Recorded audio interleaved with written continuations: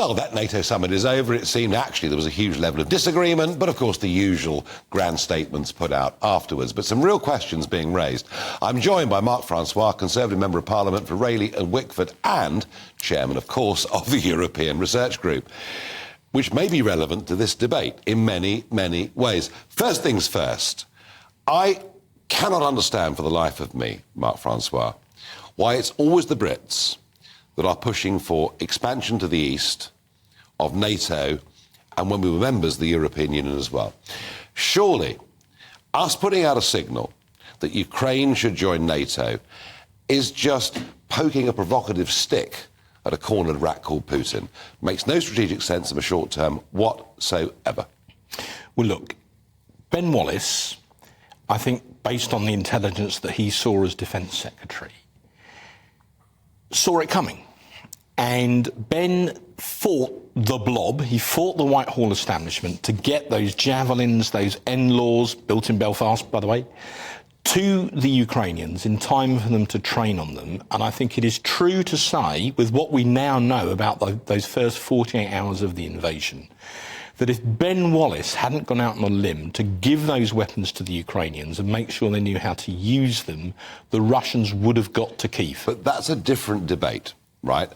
Arming Ukraine, helping Ukraine, is a different thing to saying, come and join our club, come and join NATO.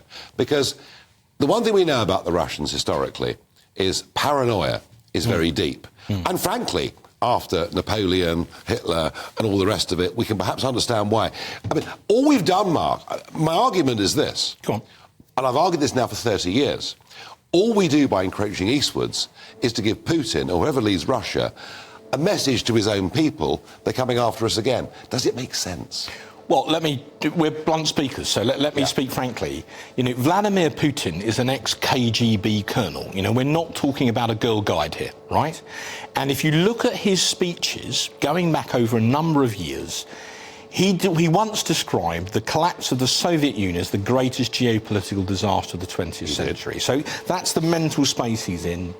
And he is, some people would argue, in all of his actions in Georgia and in the Crimea and elsewhere, he's been attempting to create the Soviet Empire as a kind of form of Greater Russia.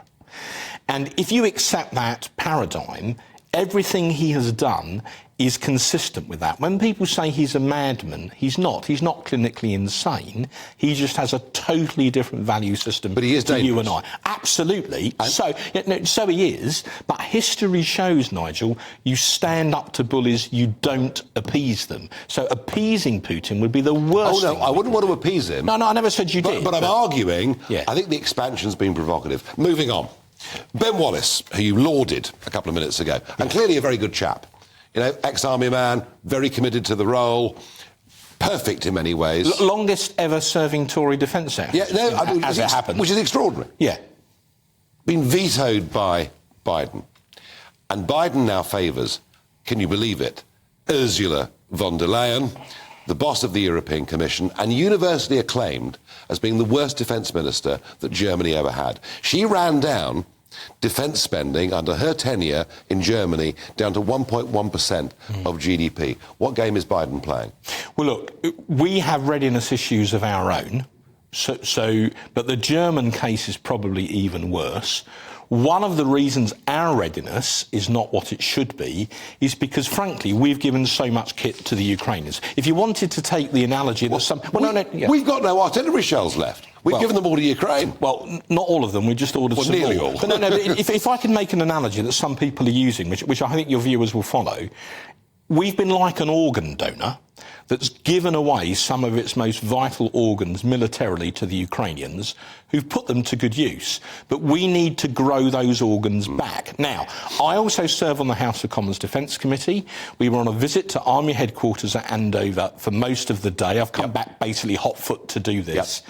I hope I'm not being prissy. Some of that I can't talk about live on air. But the point is, the Army now have an accelerated programme, if you like, to grow back those organs, to continue the analogy, to make up for the ones that we have given to the Ukrainians, and relative to the size of our army, we have given more to the Ukrainians than any other NATO nation, including, for the record, the United States. I get that. But let me tell you something, Mark. You know, I'm well connected in North America, as you know. We do. You have certain people on speed dial that I don't.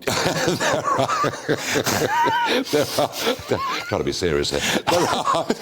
There are a lot of senior American military figures, political figures and media figures, and not all of them like us, and we know that, but amongst those that like us, who are deeply concerned that 13 years of Conservative government has seen us running down the size and capability of our armed forces to a level where we're not being taken seriously anymore.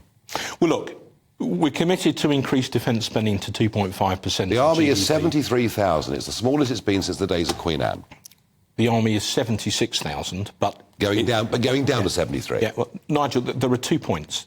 I believe, I mean, you know me, I believe we should spend more on defence, right? I've been consistent about that. I know you do. Yeah, but I would also argue, before we spend more money, we should spend more effectively the money that we already spend.